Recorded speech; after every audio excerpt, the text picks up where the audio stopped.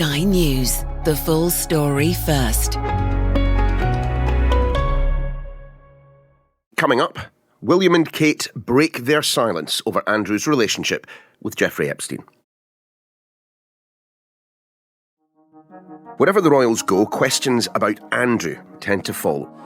Charles! How long have you known about Andrew and Epstein?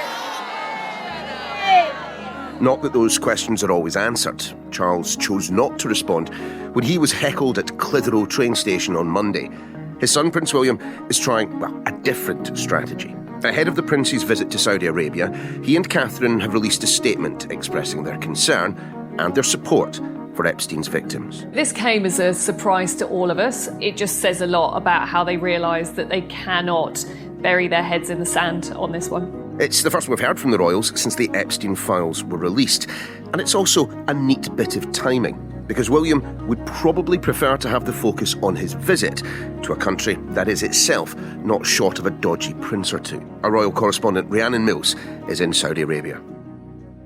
Let's talk about the latest allegations around Andrew. It appears that Lord Mandelson was not the only person forwarding emails that he probably shouldn't have. Many people over the years have said we get distracted by the sexual side of this scandal, but there's also the financial element as well, which of course we've seen playing out around Lord Mandelson. There were these documents that have emerged over the weekend which seem to suggest that when Andrew was a UK Trade Envoy, so being sent around the world on behalf of the UK government to talk about business, it appears that he was sharing reports of official visits to Hong Kong, Vietnam, Singapore. One email is dated November 2010, forwarded by Andrew just 5 minutes after being sent by his special advisor. I just think that, for me, actually is a fascinating avenue of this story that we maybe haven't looked into in the past.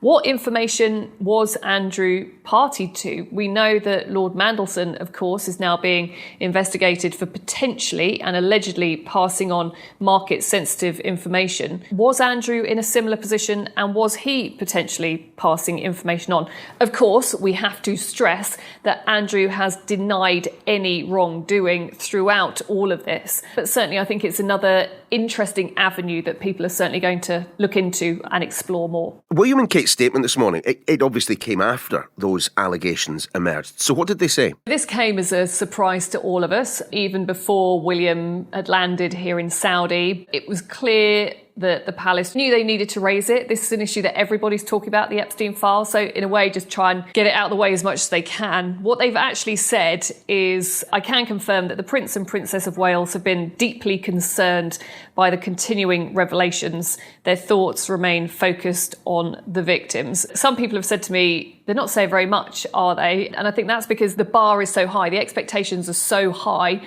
because of everything that's been released recently in those Epstein files.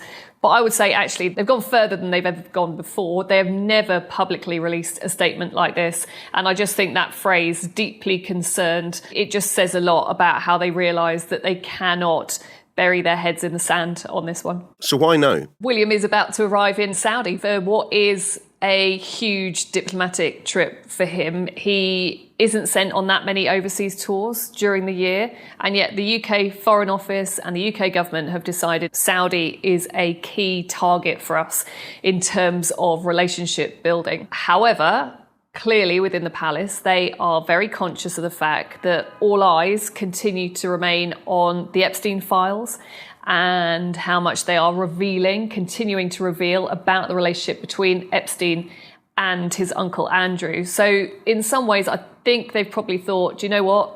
Let's get the statement out now. Yes, things will blow up today. You and I are going to be talking about it with the hope that maybe tomorrow, when he's really hitting the ground, when he's trying to highlight the ways that Saudi is modernising, we'll be drawn onto that and reporting on that instead. I'm not entirely sure that's going to be the case. Might we then expect to hear more from William and perhaps also Kate as to Andrew, the latest allegations? You're not the only one who will look at that statement. Look, someone this morning has said to me, oh, it's a bit bland. They haven't said very much. And yeah, on the face of it, they're repeating what we have heard already from members of the royal family.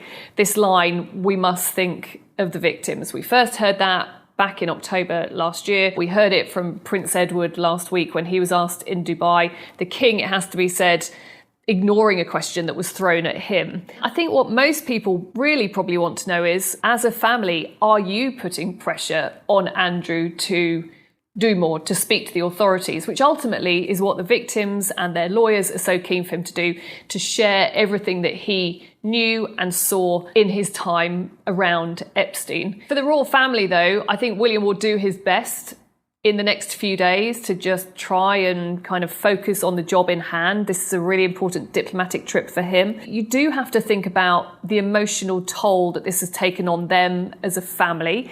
And I do know that within the family, within the royal household, they are concerned about the mental impact that all of this is having on various members of the family.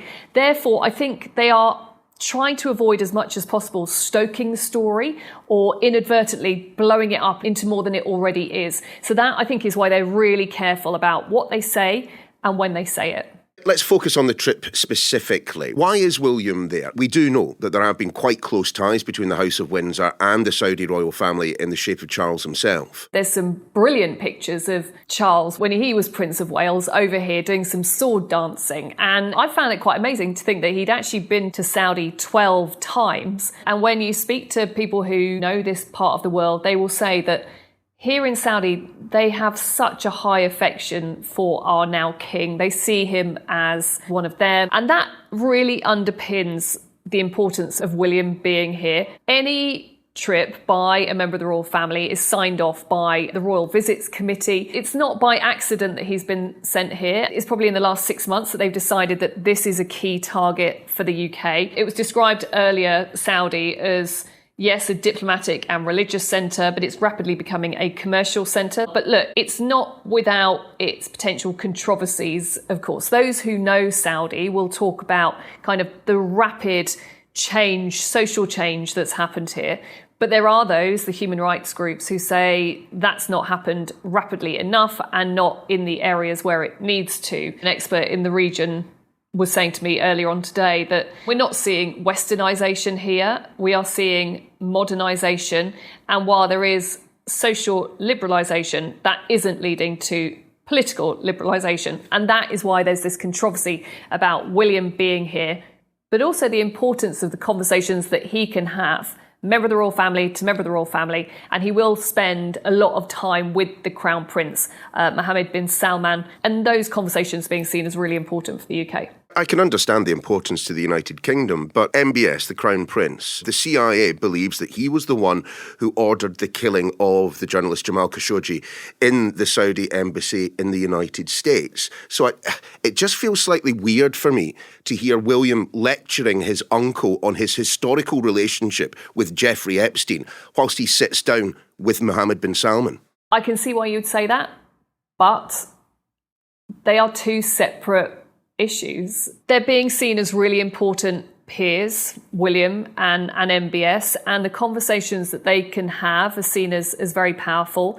One person earlier was saying how actually for people here in Saudi on that diplomatic level, they accept and they welcome private challenge, but they don't welcome public challenge. What William can do is he can have those kind of more softly conversations that maybe the likes of the Prime Minister, the Foreign Secretary can't necessarily have or make the same impact. It's fascinating to look at the importance of that royal-to-royal connection, and we will see that at play over the next 24, 48 hours. I look back at the rationale Andrew provided for his friendship with Jeffrey Epstein and squint, and it looks pretty similar to the case that is made for the Prince of Wales going and speaking to the Crown Prince of Saudi Arabia. I mean, isn't what William's doing right now a bit of a carbon copy of the trade envoy role that Andrew used to have? Hold your nose, we've got to deal with these people for the benefit of Britain. Andrew had a very specific role carved out for him as a UK Trade Envoy, very specifically focusing on business. And we saw that, of course, play out through his Pitch at Palace initiatives. So he was really seen as the kind of business envoy on behalf of the royal family. William actually has a much greater role. He is heir to the throne. He will one day be king. So the fact that he's been sent here is kind of elevated on another level. I asked, how did he feel about being sent over here? And a palace source said to me, look, he didn't even blink when he was asked. He knows that he has this role to play when it comes to representing UK PLC, but also there is increasingly a kind of sense that he's sort of the UK's secret diplomatic weapon. I don't know whether you remember, he met up with Donald Trump in Paris around the reopening of Notre Dame. From an outsider looking in, it seemed like quite an awkward conversation, but I'm told that the two men actually, when they went away and chatted privately, they got on really well. So William is being seen as kind of very influential with Donald Trump, and I think that's why he's also been deployed here to Saudi. Bring it back to Andrew, though. I do wonder, now that plenty of people are still focused on his relationship with Jeffrey Epstein, and for good reason, whether now is the point at which people will be asking more pointed questions about his time as trade envoy. I've tried to ask questions in the past. You basically used to face kind of closed door, or FOI requests were knocked back. And what these files are doing essentially is giving us a level of insight into what Andrew was doing around that time as trade envoy, which we've simply never seen before. I think there's no longer just that distraction of, well, let's look at women that he was being introduced to by Epstein. Let's look at the kind of the sexual allegations against him, which of course he denies. I think there has now also been that shift onto the financial implications of this. And look, as we've seen for Lord Mandelson, that sense of the coziness with Epstein, the information that was being passed to him, and was that market-sensitive information, you do start to wonder what more may come out about what Andrew was passing on to him. Although, of course, we have to continue to say Andrew vehemently denies any allegations that have been made against him. What would constitute this trip being a success, not just for William, but for the country, particularly bearing in mind the criticism that I'm sure there will be that statement that was made by the Prince of Wales did not go far enough when it came to Andrew? There is no doubt that there will be people who still think the royal family need to say more on Andrew, especially, I think, around the question of should he speak to authorities and share more about what he knew. And in some ways, that's what we're waiting to hear from the royal family. Are they actively encouraging him to do that? I would be really surprised if William in any way addressed that issue during this trip. He's been deployed here by the UK government and he's just kind of got to get on with the job. They've put together a programme which looks impressive. We're going to see some amazing things over the next few days. I think the UK government in the end will probably be delighted about all the pictures that will come out of this, about the conversations that he will have with the Crown Prince, the relationship that he will build with him. Because as people have stressed, they potentially will be monarchs at the same time. So this is an important, long-standing relationship that he will start to build during these days. But look, there is no doubt Andrew continues to be a huge distraction. The whole point of the king stripping him of his titles, of his home last year, was to stop the distraction. That just is not the case. And it's hard to think how on earth they can stop trips like this being overshadowed by Andrew Mountbatten-Windsor. Rhiannon, thanks very much. Well, after speaking to Rhiannon, Thames Valley Police have confirmed they are now assessing the allegation that Andrew passed on confidential information to Epstein. For the latest on that, and of course the Saudi trip, just head to the app or the website. The Daily is back again tomorrow.